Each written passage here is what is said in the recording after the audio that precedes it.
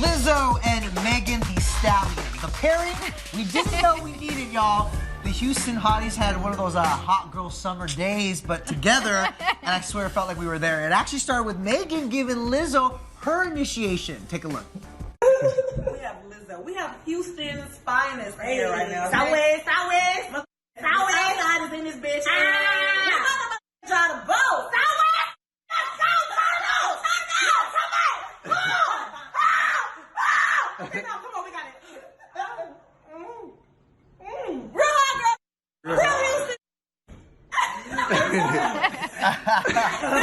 Two icons right there. In the making, at least, right? In my opinion, Yeah. I think they are. I love both of them. And I know our producer in the control room, Brianna, you love both of them. How did you feel when you saw this going down on Instagram? The power. Well, I mean, I was just excited to see her let Lizzo drive the boat. But, I mean, it gets even better. I mean, the next video, I think, was probably, like, the best thing that I saw on the internet yesterday. Will you play it for us? Yeah, we're going to play it. Let's take number 7.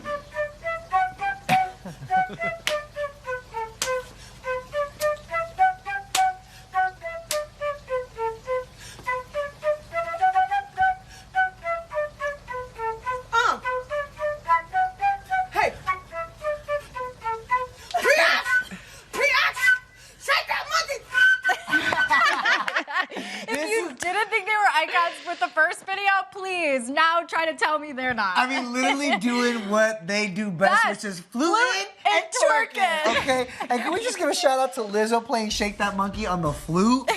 Like, who knew Too Short could be banging even on that instrument right there, huh? I am at a loss for words. I mean, both of these women epitomize female empowerment, and together it makes me, I want a collaboration out of them, and I want more than just 2 Instagram videos. I want more, I need more. Arguably also, not only the biggest and baddest in the game, but 2 of the hottest chicks this summer, too. Right. Like, together, it's insane, and that's why I love Lizzo's caption, by the way, because now I'm thinking they need to be in The Little Mermaid. Together. Right? We have Ariel with Megan's red hair and Ursula. We all know Lizzo was gunning for Ursula, for the role of Ursula. They're linking up, y'all. I can't handle this much girl power. You can't handle it, and a lot of people on the internet can't either, because Jamila Jamil, Diplo, they're just some of the many celebrities who have commented on these videos. I mean, everyone loves these 2 together. Again, I'm going to say it one more time because I want to manifest it. I want a collaboration between these 2. Let's get it going. And we got to give props to Megan Thee Stallion, because obviously she's blowing up. Yeah. She's leading the charge on the Hot Girl Summer. Exactly. Like, her impact. I mean, her song. I know. Hot Girl Summer really took off. And what's amazing, too, is she was on Paper Magazine, and she told the magazine that the reason for Hot Girl Summer is for women to embrace exactly who they are. Exactly. And not to change that, Being to embrace confident. it. Yes, exactly. And she says, I literally think I'm going to extend the summer until October. I think we can do it. She goes, F it. Why not? And you can when it's your own song. You can when it's your own song. You can when you're in LA, because it's still hot in October. Yes. And also you can if you're just a badass female all time. Exactly. 24/7. And I want to shout out days. Brianna, our producer, again, because Brianna is the one who introduced me to Megan Thee Stallion. I challenged her to listen to some country music, Casey Musgraves, and she introduced me to Meg. And let me tell you, like, whether it was like pre-gaming a night out with my girlfriends or just like trying to like amp up the vibe in my car, like Meg's music really is phenomenal. She's got something for everybody. She's got something for everybody, but like we kind of established it as like, if you want to feel good about yourself from like an authentic place and you want to just embrace that girl power, like Megan Thee Stallion is someone, that's how they make me feel. That's it. Her and Lizzo. Which is why that collab would be amazing, but she also told Paper Mag that she would also love to collaborate with Beyonce or Rihanna. I mean, girls do run the world. Are you guys here for a Lizzo Meg the Stallion collab? And should Beyonce join in? Beyonce. All the Houston hotties. All the Houston hotties. Yeah. Oh, you know what? I know we spoke that into existence. We're manifesting it. Just come back to this episode of The Download when it does happen. But, all right, moving on, because I think Charli XCX could use a shot pour from Megan right about now, you guys. Charli is clarifying some recent comments that she made about touring with Taylor Swift, and she says there is absolutely, quote, no shade and only love here. Now, if you're wondering what possibly could have been taken as shade, let's bring up one of Charli's original comments from an interview that she did with Pitchfork recently. She says about touring with Taylor, she says, "I'm really grateful that Taylor asked me on that tour, the Reputation tour, but as an artist, it kind of felt like I was getting up on stage and waving to 5-year-olds. So obviously that comment right there got the attention of the Swifties. And again, we're living in a time where people get dragged for quotes that are, as Charli explained, is taken out of context. Especially people who say something perhaps about an artist that has a rabid fan base like Taylor Swift does. Rabid and young. Actually, I would say of all ages. Of all ages. Because I was at that tour. Yeah. I was at Reputation World Tour, and she's right. It was women and children and men of all different shapes, sizes, ages, ethnicities, like the whole thing, right? But as you mentioned, the Swifties did, they did not take her comments. They didn't like it. They didn't like it. They didn't like it. So Charli took to Twitter with a lengthy note trying to clarify her comments, and I pulled out one part in particular. If we can go to the full screen quote next right now. She says, "In the printed version of this much wider conversation, my answers about this tour were boiled down into one kind of weird sentence. Leading up to that tour, I'd been playing a ton of 18 or older club shows, and so to be on stage in front of all ages was new to me and made me approach my performance with a whole new kind of energy." Right. Context. We appreciate the context. Yeah, I will admit she's walking back her comments a little bit, but she also goes on to say in that post that she was so extremely grateful for the opportunity and called opening up for Taylor Swift brilliant. Because she also 100%. got exposed to so many different people. But I think that is something that's so beautiful about music, is that you can have your headliner and then you can have an opener or two openers maybe that don't align 100% with your music. But like I said, that's the beauty of music, because you're opening up your fan base to now like additional artists. And to Charli's point, she's a little edgy, right? She kind of blurs that line, but she realized performing in front of a crowd that included 5-year-olds, maybe that was the missing word, right? I was like, I was waving to people maybe that got a little bit offended. Right. The 5-year-olds. The 5-year-olds. But like you mentioned, it seemed like a general blanket. She's edgy, and I feel like, okay, maybe Charli wouldn't be the perfect fit for the Lover tour that hopefully we have in the future, but the Reputation tour, I feel like it's a little bit more on brand for her, She said she had to tweak her performance a little bit, and you can't fault her for that. But before you guys go and cancel Charli XCX, you need to calm down and hear what Taylor Swift has to say about cancel culture. She's saying it on Vogue magazine, you guys. She is the cover star of Vogue magazine's coveted September issue. She's pointing right at you. She's like, don't you dare cancel me. All right, there's two covers. That's the front cover. Be canceled. No, she cannot, actually. Here's the inside. Now, inside the mag, you guys, she opens up about the months-long social media campaign to, quote-unquote, cancel her in the middle of the whole Kim and Kanye drama. You remember when everyone was commenting on her social media with all the emojis? All the snakes? No, all the snakes emojis. Kim called her a snake. Well, she opened up about how she actually felt about that. She says, "I don't think there are that many people who can actually understand what it's like to have millions of people hate you very loudly. When you say someone is canceled, it's not a TV show, it's a human being. 100%. You're sending mass amounts of messaging to this person to either shut up, disappear, or it could also be perceived as kill yourself." I'm so happy that she took this opportunity to talk about cancel culture, especially having the platform like in Vogue. Obviously, it is a culture that we live in and that we see happen literally probably, I don't want to say a weekly basis, but at least a monthly basis. Someone is doing something where people are like, oh, you're canceled, but then the most important thing that Taylor highlighted right there is the threats that people get, to the point where people feel like suicidal over this, because you have seemingly the whole world trying to attack you and cancel you and bring you down and bring you to nothing. Because there's that part where it's like, okay, why does everyone hate me? Like that emotional feeling, but then when it also jeopardizes your safety a little bit or your well-being, your mental health, that's when it becomes dangerous.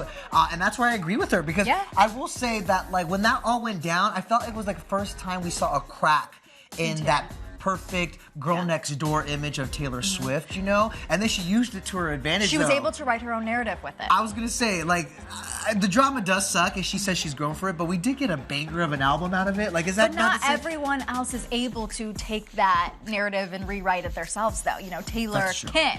Well, more than anything, she's giving a picture of like the consequences of cancel culture. Right. So what do you guys think? Is Taylor Swift right about cancel culture? Is it dangerous? All I know is that she definitely did rise from the ashes on this one because, again, the Reputation tour, it was all snake themed and it was amazing. And now we're getting this newer album, Lover, which she says is all about celebrating love. And she actually went on and told Vogue that it feels like a new beginning and it might just be her favorite album yet.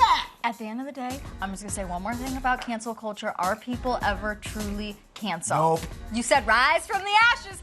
People seem to be doing some really weird stuff out there, and people are still supporting them, and still like they go to cancel them, but somehow these people are still making money. And there are people who should be canceled who aren't, for sure. Honestly, like you should never like go in people's comments and like tell them like to kill themselves and spew hate and all the other kind of stuff. I don't like the process of canceling people. But there are certain people who should have been canceled who didn't. So. Where's the lie? You're not wrong. But where's the lie? And as we've talked about many times, there's many people who have benefited from being canceled, right? Mm-hmm. Like in fact, it helps their clout, which brings us into our next story, you guys. Tana Mojo, she's back in the news this time because apparently she and ex-girlfriend Bella Thorne are back in each other's lives. Never thought I'd see the day.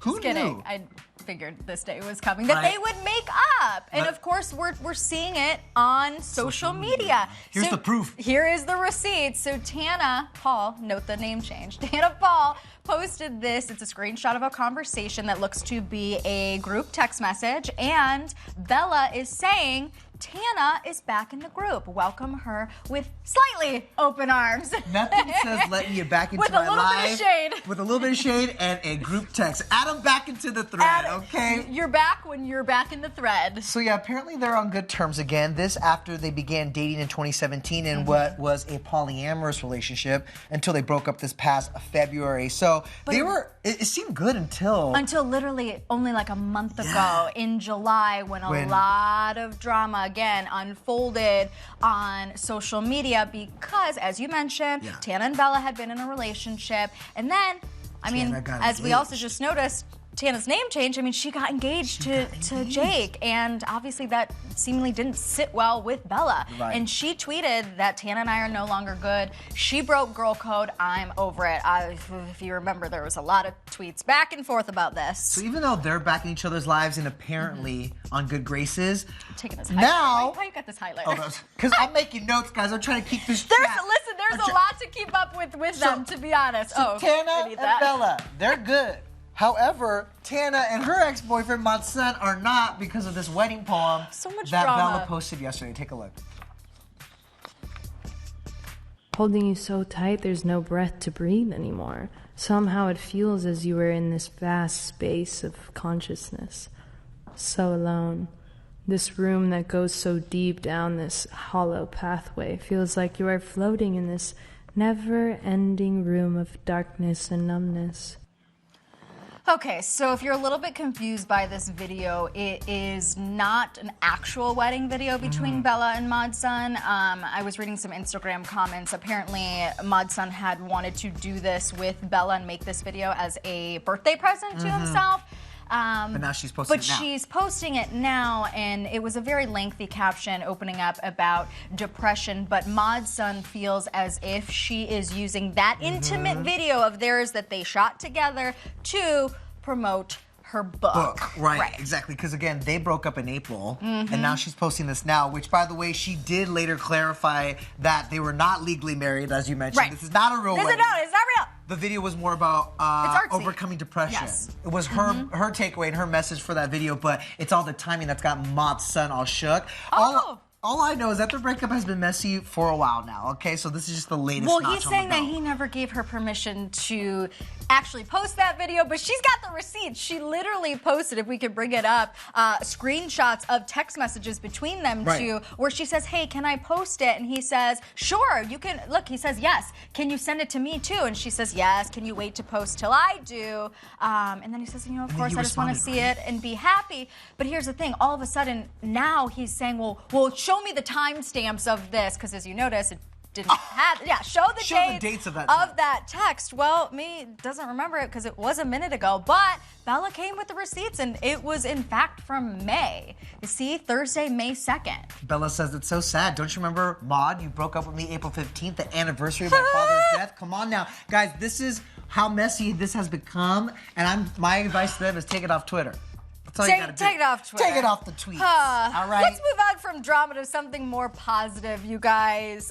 We got to get into our MVP, the most viral post, and quite frankly, the most valuable person right now on the streets in Los Angeles. From villain in the movies to a real-life superhero, Danny Trejo is our MVP. You guys, he saved the life of a 5-year-old who was in a car accident. Look at this. Very scary. You see this car overturned. I mean, in Sylmar, yeah. In Sylmar, which is not too far from where we're at here in Burbank, California. But Danny Trejo coming in to save the day, who happened to be nearby. He and a female witness reportedly climbed into one of the vehicles that had been overturned and unbuckled the young child that was trapped inside. And in fact, I believe our CBS affiliate caught up with Danny right after the incident. Take a look.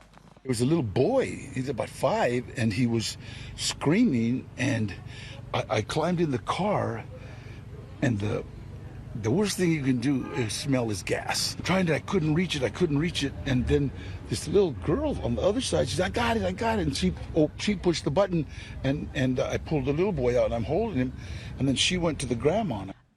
Wow. This is so wild, and there's a reason why this became a huge trending topic on Twitter. A shirtless hero. A shirtless hero. I mean, come through, Machete. I know. What I'm saying? I love his tacos. I love his donuts, and now he's a hero. I mean, as if I couldn't love him anymore. I mean, a true MVP today. I know. Okay, so Danny, we love you. And you've interviewed him before. He's like the nicest guy. What are the chances that he was around? Anyways. I know. See? Hero! Timing. Amongst us, okay? Some heroes don't wear capes, right? Sometimes they're tatted and shirtless, so... All right, guys, thanks so much for watching The Download. We'll be back tomorrow with another one. Bye, See you, B.